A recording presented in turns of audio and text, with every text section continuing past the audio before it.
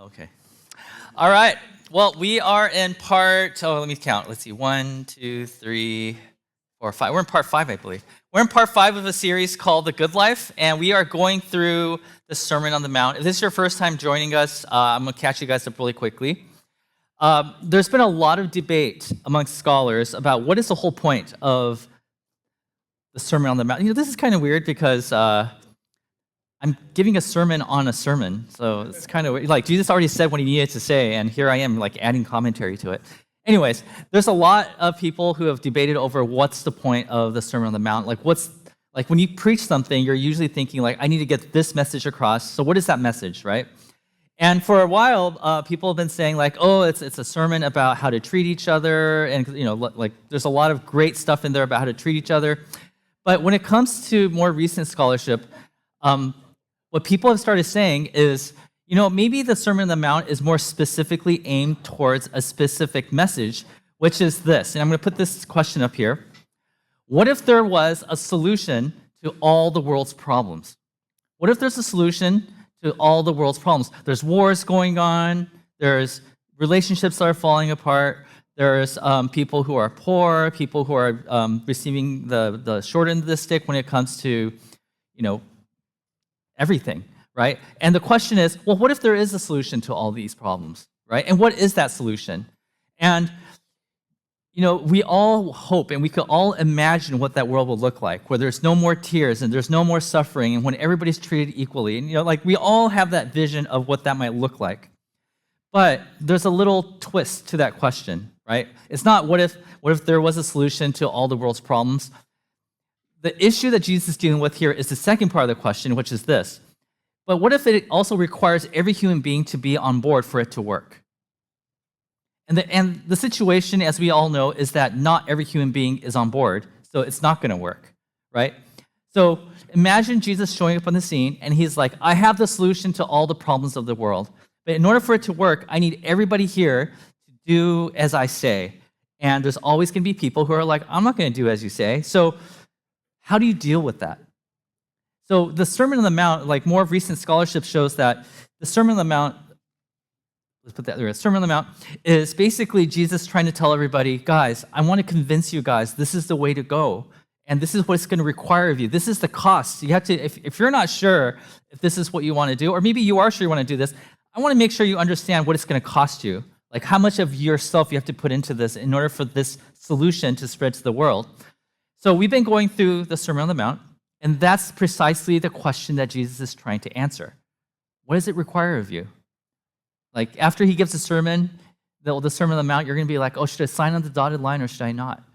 As a matter of fact, the way the whole thing ends is with him giving this illustration of there's a wise man who built his house on the sand and the rock, right? He's giving this dichotomy of, are you in or are you out?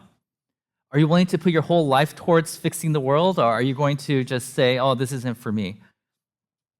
And so for the past few weeks, in this specific series, we've been talking about the introduction to this long sermon, and that introduction is called the Beatitudes, which is Matthew chapter 5, 3 through 16. Now, if you guys remember, and if you haven't been with us for the past few weeks, I'll quickly restate what this passage is talking about.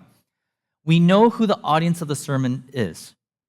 If you read the previous chapter, you'll know that Jesus is preaching to a bunch of people who were sick, people who needed to be healed. We have foreigners and we have outcasts. These are the people that Jesus is speaking to, okay? And for the past few weeks, we've been talking about each of the Beatitudes. Today, we're going to go to number 5. Well, here's number 4, in case you forgot. Blessed are those who hunger and thirst for righteousness. And we talked about the word righteousness. I don't know if you were here last week, but the word righteousness is the word tzedek. Let me hear you say tzedek. Yeah, you have to get that thing. Tzedek. And what that means is justice. It means the world as it should be, right? So blessed are those who ache and they want more than anything in the world to live in a world where everything is the way it's supposed to be, where everybody's treated equally, right? And because they are going to be satisfied, they're going to be filled. This is what we talked about that last week. Today, we're going to be looking at Beatitudes number 5 and number 6, which are these two right here. Blessed are the merciful, for they will be shown mercy. And blessed are the pure in heart, for they will see God. So, number 5 and 6. The reason why I put 4, 5, and 6 is because this is a triad. All three are supposed to be studied together. We talked about 4 last week. We'll look at 5 and 6. It won't take that long, don't worry. Okay, so let's look at the next slide. Let's look at just this one. Blessed are the merciful, for they will be shown mercy. We're going to learn a few words today. So the word blessed are the merciful is the word eleos. Can you say eleos? This is a Greek word. Eleos, eleos. Now, in case you're like, well, I know what the word mercy means, but now you just made it more complicated. Like, why would you teach us a word when we already knew what the word meant? Let me share with you what a scholar said about the word eleos. The noun eleos always deals with what we see of pain, misery, and distress. So first and foremost, it's what we see in other people, especially when they're suffering, when they're hurting, right? And it extends relief, cures, heals, and it helps. So there's two parts to this, right? He says you see something, and then you do something, and there's two parts to it. So eleos, definition, my working definition, compassion.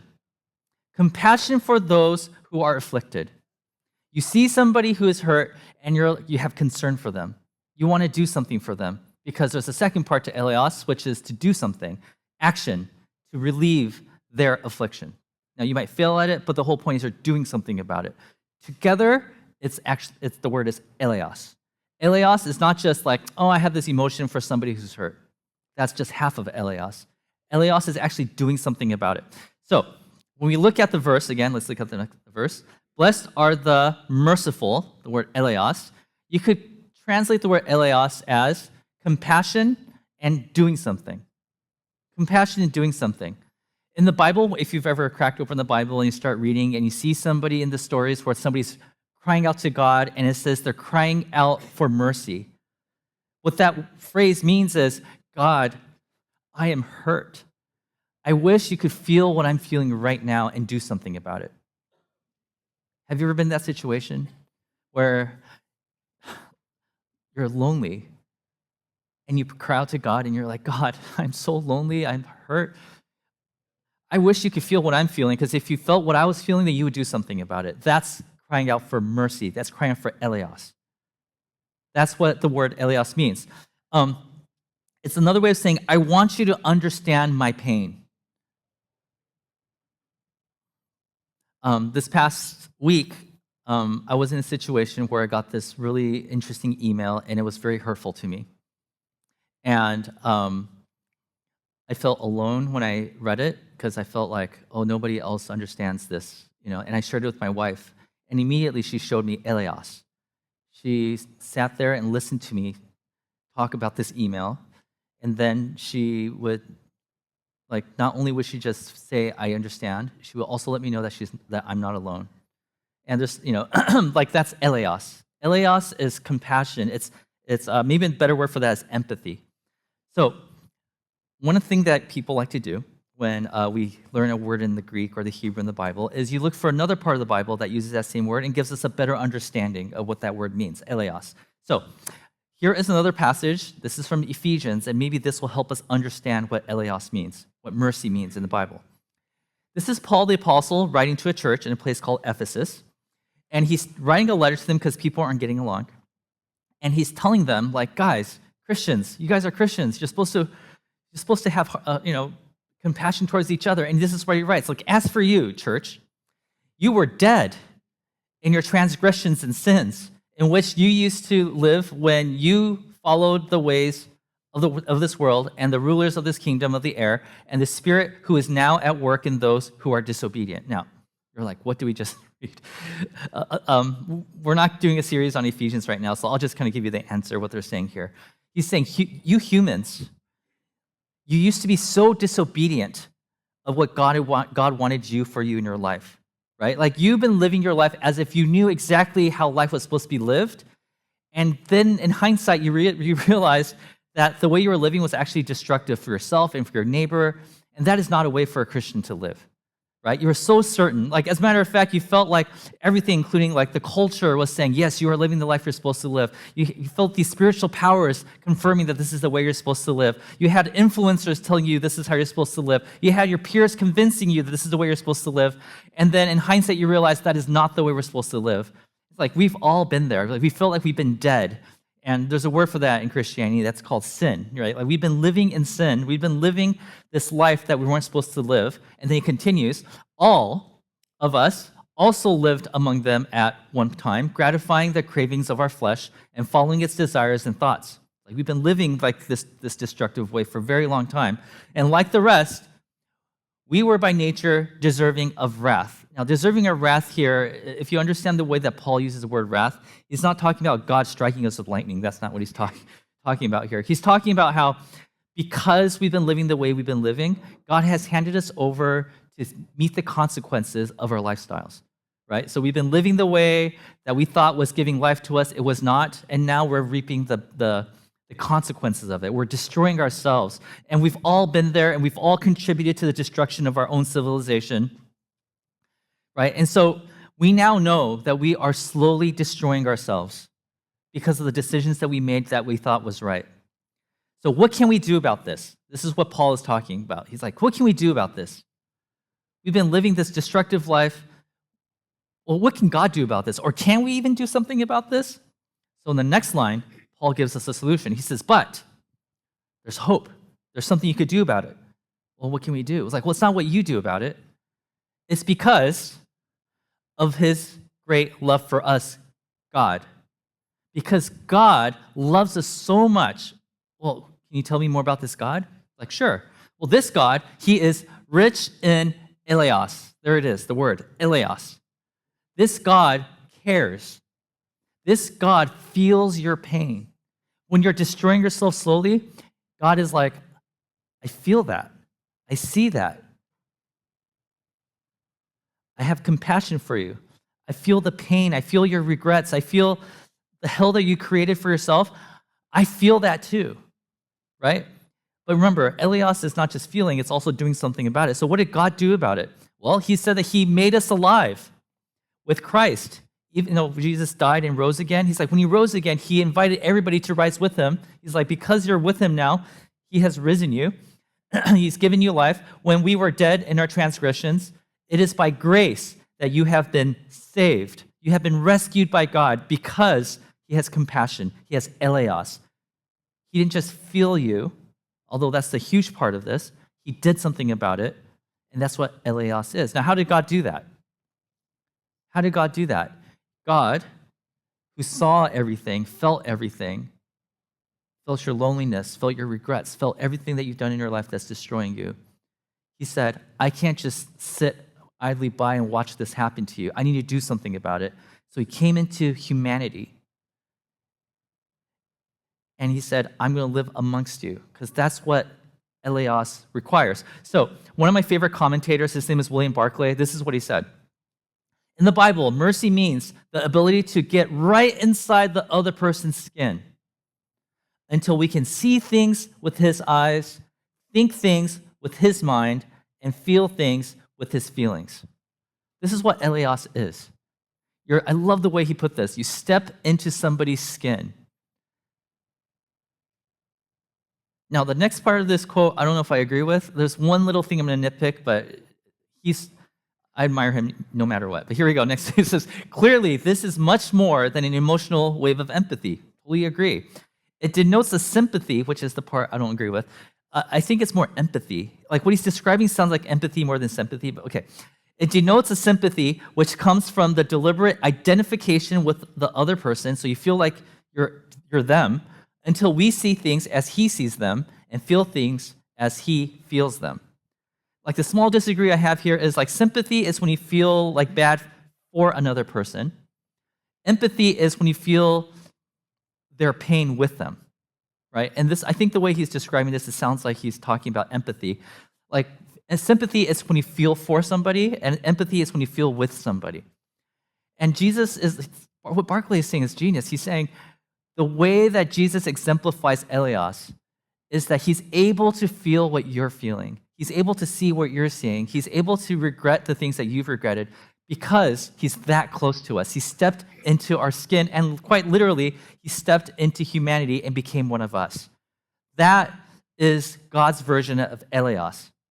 So, how does God show eleos? Well, remember there's two parts. There's compassion.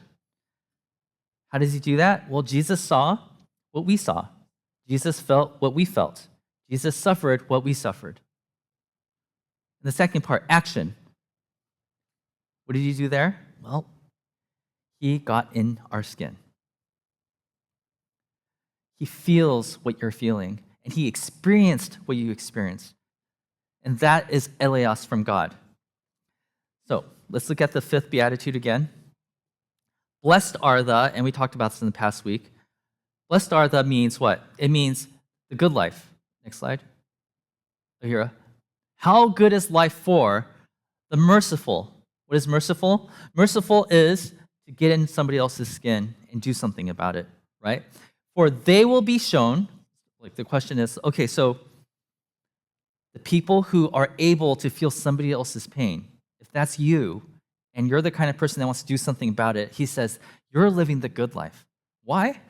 Well, because those are the people who will be, and it says, shown mercy, which means God is in your skin.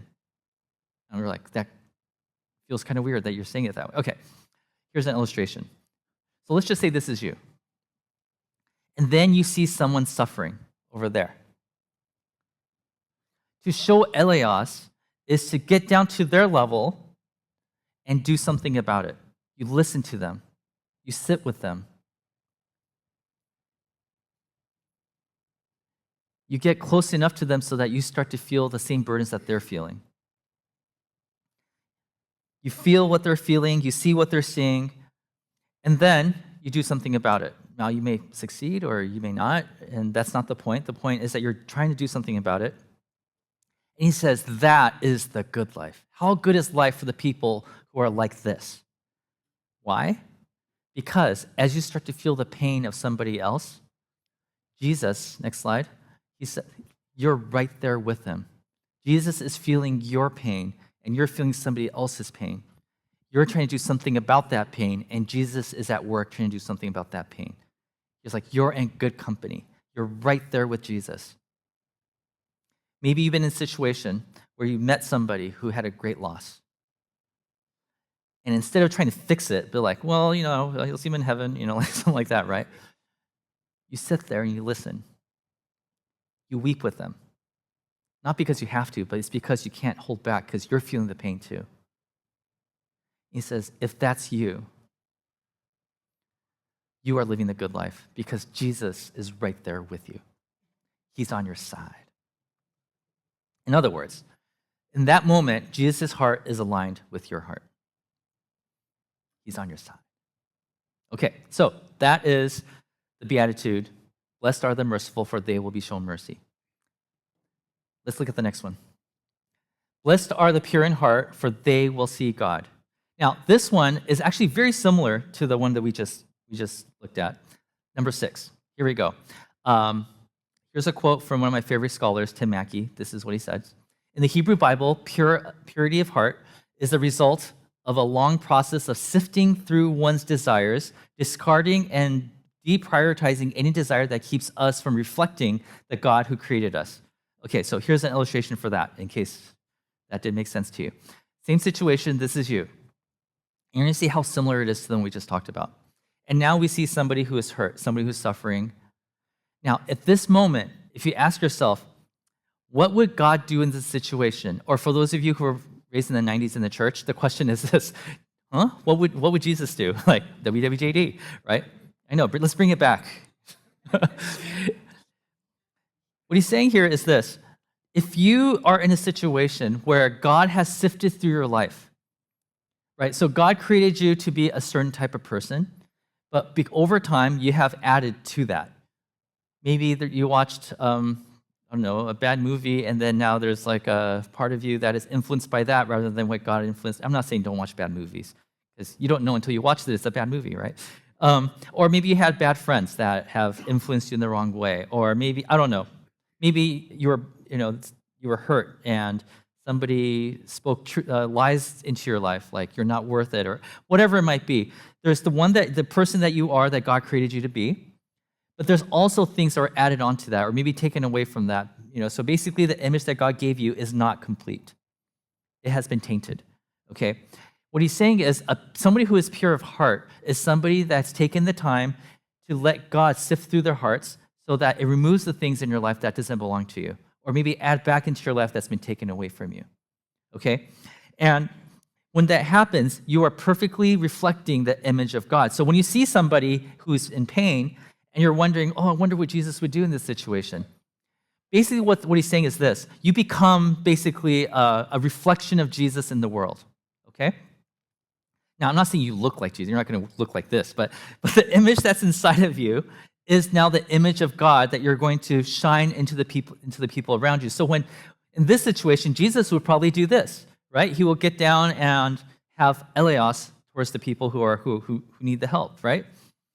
What this beatitude is saying is if you have given God the reins over your heart to cleanse you of anything that is not supposed to be a part of you, what Jesus would do for this person is exactly next slide, what you would do in that situation. You are reflecting God's image perfectly to the people who are hurting around you. Are you guys following? Are you guys tracking here? Okay, good. Okay. So, you have shed the part of your life. This is what it means to be pure of heart. That does not belong to the original design of who you are. So, shedding the part of you that is not who God intended you to be is what purity of heart is. And that's what Jesus is talking about. So, let me just summarize this one. A person who is pure in heart, is a good representation of God. So, that is the next slide. That is this beatitude. Blessed are the pure in heart, for they will see God. Okay, so let me just kind of break this down again. Blessed are the means how good is life for, okay?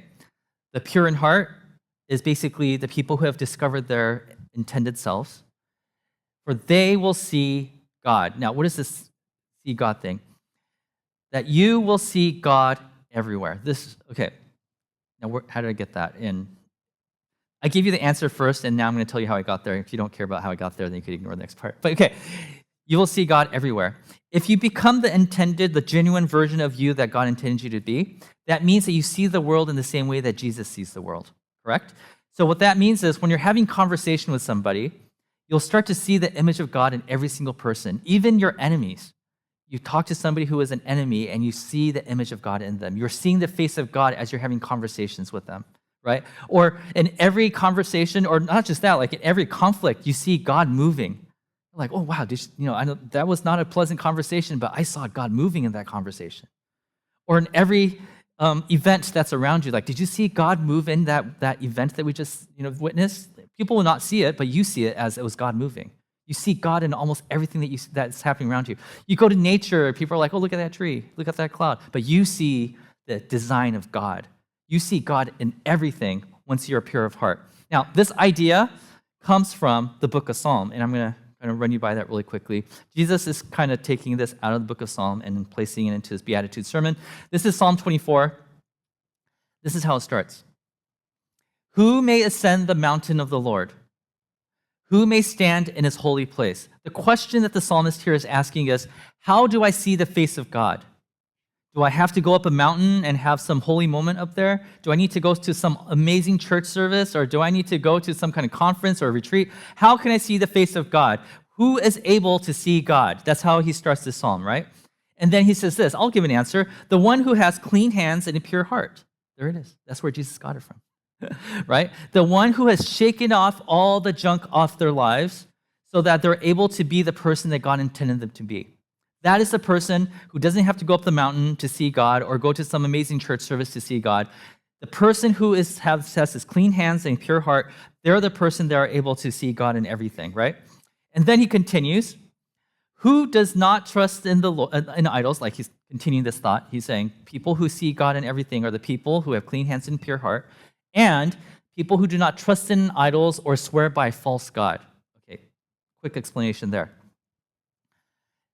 When we were created, God gave us his image.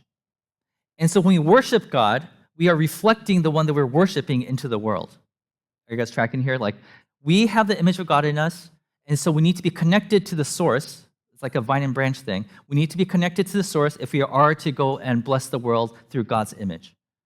However, if we are worshiping something else, we are receiving its image in us, and now we're reflecting to the world that image. So what he's saying here is, people who have shed that off and have received the image of God, they're the ones who are able to see God working in every single person, like every world, everything in the world. So that's the point that the psalmist is making. And then he concludes by saying this. He says, these people who are connected to God in that way, will receive blessings from the Lord. It's like a beatitude. And vindication. The word here is the word tzedek. And you're like, wait, where have I heard that? I heard that like 20 minutes ago, right? It's the same word for justice or righteousness. This is the word that says, and the righteousness, in most translations of your Bible will say righteousness, from God their Savior. You're able to be a part of the fixed world that God is trying to create. Such is the generation of those who seek him, who seek your face, God of Jacob. What the psalmist is saying, if you really, really want to see God in everything, there's some work for you to do.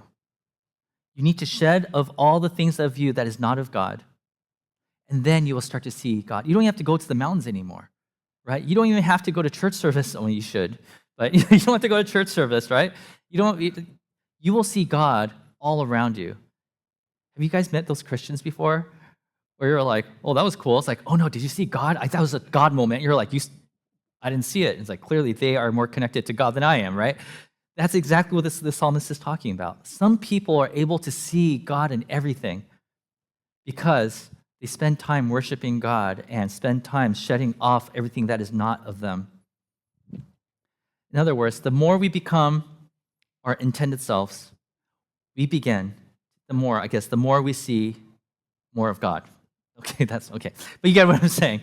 There's a correlation between becoming the person that God created you to be and being able to see the face of God in everything. So in the same way, if you have a clouded vision of God, it's harder for you to see God in the things around us.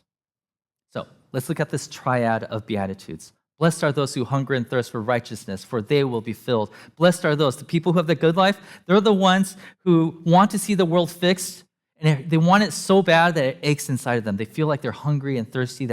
Right? He's like, that's the first one. Then he says, blessed are the people who are merciful, the people who have eleos, people who are able to feel somebody else's pain and try to do something about it. Because God is right there with you. He's on your side, right? And then he says, blessed, the good life, are for the people who are able to shed away the part of themselves who are not, that is not a part of who God intended them to be, because then they will see God in everything. So if we were to put this in like summary version, it would be, we want to see the world as God intended. That's the world, that's the tzedek world that we've been talking about.